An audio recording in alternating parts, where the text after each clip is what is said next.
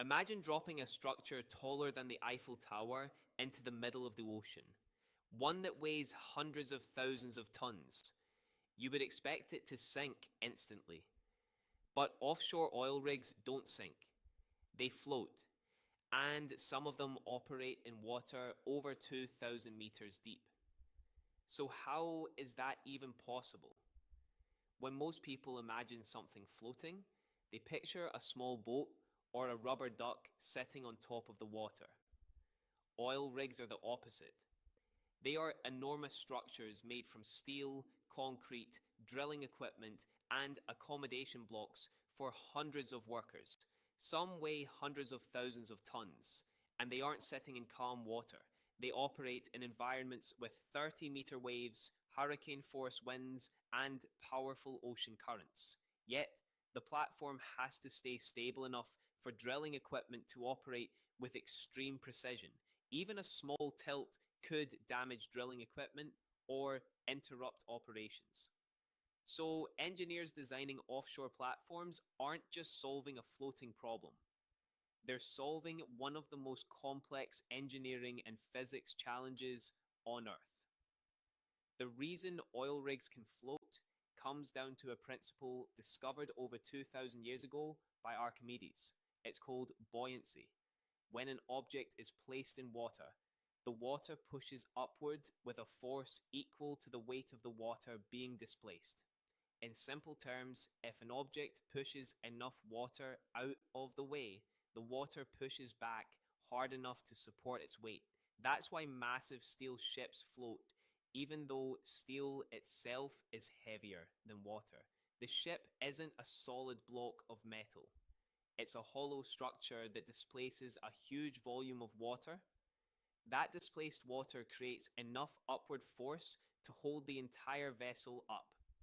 Offshore platforms use exactly the same physics, just at a much larger and more complex scale.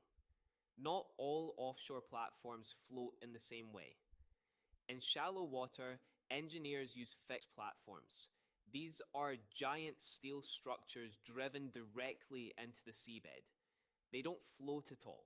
They stand on the ocean floor like an enormous underwater skyscraper. But once you move into deeper water, that approach no longer works.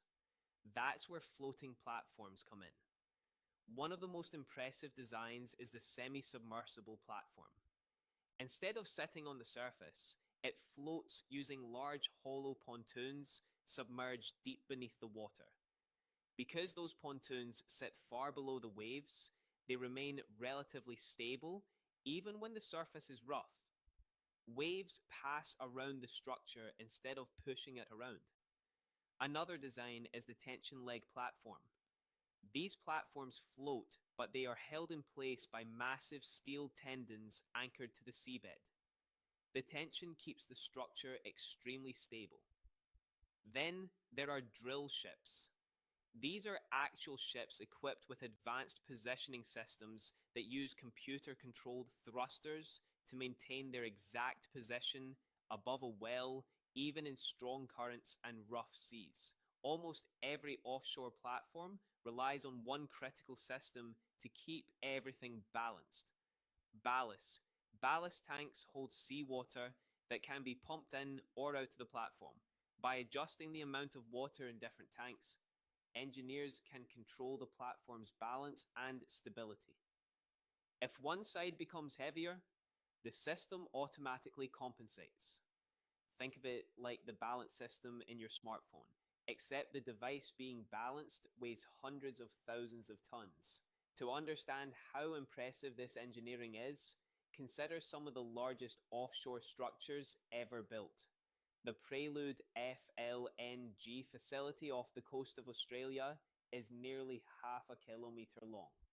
When fully loaded, it weighs around 600,000 tons.